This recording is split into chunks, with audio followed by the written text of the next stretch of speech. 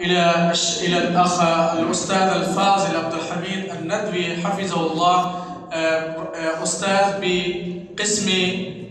بقسم اللغة العربية في هذه المدرسة المحمودية، فليتفضل مشكورا وليقدم أمامنا مقالته القيمة.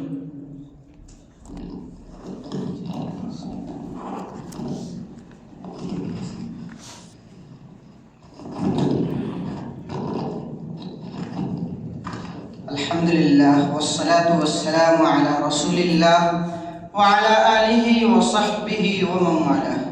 أما بعد، بصفتي مدرس صغير لهذه الدار أتقدم وأقول في شأنكم العالي وفي خدمتكم الكريم: أهلا وسهلا بالذين أودهم، أهلا وسهلا بالذين أودهم وأحبهم في الله ذي الآلاء. أهلا بقوم صالحين ذوي تقى، أهلا بقوم صالحين ذوي تقى، غر الوجوه وزين كل ملئ، يسعون في طلب العلم بعفة وتبكر وسكينة وحياء. يا طالب علم النبي محمد، يا طالب علم النبي محمد، ما أنتم وسواكم بسواء. أصحاب الفضيلة والسماحة الشيخ محمد خالد ضياء الصديقي الندوي، والشيخ الجليل الموقر وصي الله القاسمي، وكذلك جميع العلماء والضيوف الأكارم، كل باسمه ولقبه، أحييكم بتحية الإسلام، تحية من عند الله مباركة طيبة، فالسلام عليكم ورحمة الله وبركاته. بأجمل باقات الورد والياسمين نستقبلكم، وأجمل عبارات ترحيب نهديكم. أسعدنا وجودكم معنا، كل شيء يرحب بكم، ترحب بكم أسرة هذه الدار المحمودية الحبيبة التي شرفتموها بحضوركم المبارك، وفي طليعتها سعادة الأستاذ الفاضل البارع ممتاز الندوي، وكذلك ومدير هذه الدار الشيخ محمد خورشيد الشمشي، وأمراء هذه الدار. نرحب بكم وترحب بكم أجواء هذه الدار، وأرضها الطيبة وأشجارها الباسقة وأزهارها الزكية وهواؤها النسيم، ومنارات مسجدها الجامع ومباني فصول الدراسية. وترحب بكم براعم الإيمان وشباب الإسلام وعواطف الأساتذة والطلبة وقلوب الحضور من هذه الدار، فاقبلوا منهم ومنا هذه التهاني والمشاعر الطيبة. وهذا من حسن حظنا أن نرحب بكم في رحاب دارنا التي أسست على التقوى من الله وصدق الولاء له والوفاء لأداء أمانة رسالة الإسلام الخالدة، والتي هي أول مدرسة تأسيسا وأقدمها تاريخا ونشأة في بلادنا نيبال، ولها تاريخ عريق وقصة مجيدة يعرفها كل القريب والبعيد والقاصي والداني في بلادنا نيبال. فنشكر الله تعالى على إتاح هذه الفرصة السعيدة، فتمنى لكم قضاء وقت ممتع ولحظات سعيدة بدون أي تعسر وعائق بإذن الله. وكفوفنا ممدودة إليكم لنخضبها جميعا بالتكاتف في سبيل زرع بذور الأخلاقيات الراقية إن شاء الله. يا محب اللغة العربية، إنه لمن دواعي الفخر والسرور أن نقف اليوم في هذا الحفل المبارك في افتتاح هذا البرنامج التعليمي المتميز، لنشارككم الحديث عن قضية من أخطر قضايا الأمة وأعظمها أثرا في حاضرها ومستقبلها، ألا وهي قضية التعليم، وبالأخص تعليم اللغة العربية للناشئة في مراحلهم الأولى. أيها الأحبة، إن مرحلة التعليم الابتدائي هي الأساس المتين الذي تبنى عليه سائر المراحل التعليمية، وهي المنطلق الأول في تكوين شخصية الطالب علمياً وتربويا وأخلاقيا. وإذا صلح الأساس قوي البنيان، وإذا قوي الجذر أثمرت الشجرة. فإن ما يغرس في الصغر يثبت في الكبر، وما يؤسس في الابتدائية يؤتي ثمرته في المراحل المتقدمة. وإذا اختل الأساس تزعزع كل ما بعده. ولذلك كانت العناية بالمناهج الدراسية في هذه المرحلة عناية بمستقبل الأمة كلها. ومن هنا كانت الحاجة ماسة إلى مناهج دراسية مدروسة تراعي طبيعة الطفل وتجمع بين التعليم والتربية، وبين العلم والتطبيق، وبين المتعة والفائدة. إن المنهج الدراسي ليس مجموعة من الكتب فحسب، بل هو منظومة متكاملة من المعارف والمهارب والقيم تهدف إلى بناء عقل الطفل وروحه وسلوكه. وقد قيل: التعليم في الصغر كالنقش على الحجر.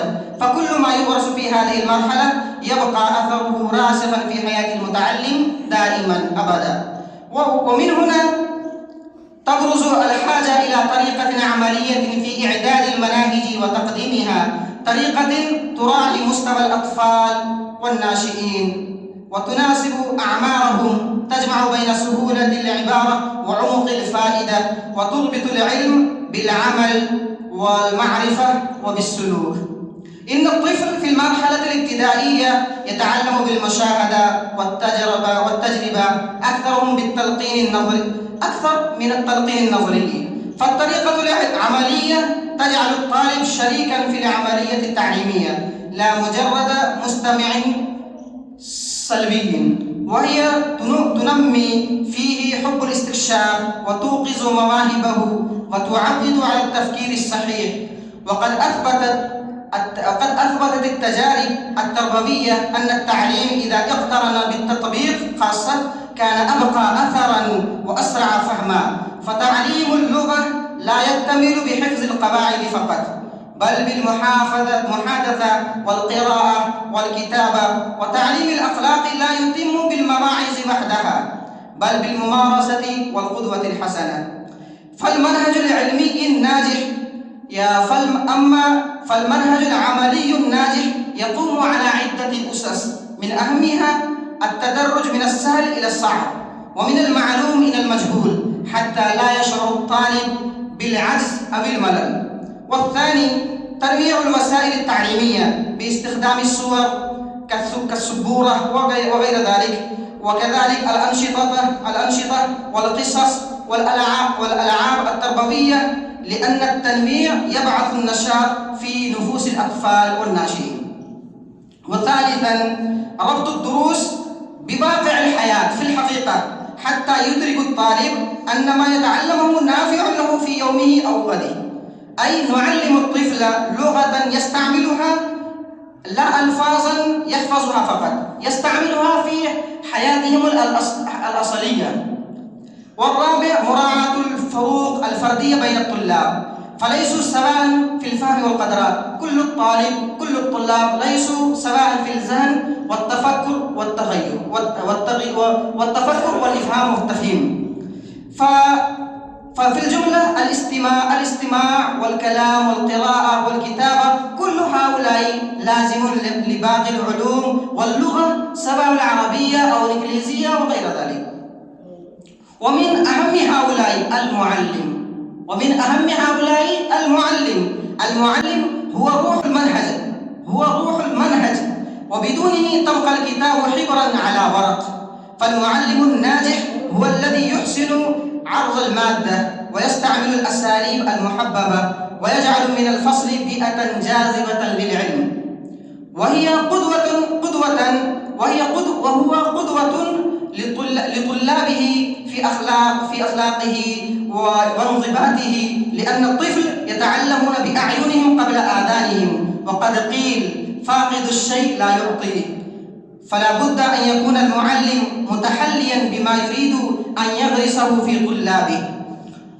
فإذا طبقت هؤلاء المناهج بطريقة عملية صحيحة، فإننا نحصل على جيل واعٍ محب للعلم قادر على التفكير والإبداع، جيل يجمع بين المعرفة والسلوك والقديم، ويكون لبنة صالحة في بناء مجتمعه. كما أن هذه الطريقة تقلل من ظاهرة الحفظ دون فهم وتعيينه على ترسيخ المعلومات في الأذهان. فأخيرا اسمعوا مني يرحمكم الله أيها الطلاب وأيها الأصدقاء، إن اللغة العربية بحر لا ساحل له وكنز لا يفنى وجوهرة لا تبلى. هي لغة البيان والفصاحة ولغة الحكمة والبلاغة، بها نطق القرآن وبها تحدى الله العالمين، وبها دون العلماء تراث الأمة عبر القرون. وهي لغة الأدب الرفيع ولغة العلم الرصين، لغة الروح حين تبحث عن يقينها، ولغة العقل حين يطلب برهانه. ومن أحب العربية أحب نفسه، ومن أتقنها اتسع فكره، ومن خدمها شارك في بناء وعي ينهض بالأمة كلها. فاحفظوا العربية فإنها هوية تبنى لا مجد يروى، وكذلك ارفعوا منارها فإنها جذور ثابتة وأغصان ظليلة وثمر لا ينقطع. ففي الختام نقول إن تطوير المناهج الدراسية للصفوف الابتدائية وفق طريقة عملية ليس ترفا تربويا، بل هو ضرورة ملحة يفرضها واقع التعليم وتحديات العصر. فلنعمل جميعا إدارات ومعلمين وأولياء الأمور على دعم هذه التوجه حتى نحسن إعداد أبنائنا المستقبل المشرق. فإننا وجدنا في الحقيقة إن هذا المعهد منهجا عمليا ناجحا رأيناه من خارجه وداخله وضوابطه وكل شيء يراعى حاجات الأطفال ويجمع بين سهولة التعليم وجودة التربية. إن هذا المعهد في الحقيقة ليس مجرد مؤسسة تعليمية، بل هي أمانة في أعناقنا جميعا. فالواجب علينا أن نشجع أبناءنا على الالتحاق به، وأن نعمل على تطويره ونشر فكرته والمساهمة في ذلك حتى يعم نفعه وتصل رسالته إلى كل مكان في بلادنا نيبال، ويعم اللغة العربية في بلادنا وفي جوارنا وفي أقاربنا إلى كل مكان وفي كل حال. فأخيرا نجدد ترحيبنا ونكرر ترحيبنا ونجدد فنسأل الله أن يبارك في هذا المعهد ويجعله نورا في دروب العلم ومنارة للعربية والدين، وأن يكتب له القبول والدوام والانتشار في بلادنا نيبال وفي سائر البلدان. وأخيرا وآخر دعوانا الحمد لله رب العالمين. شكرا.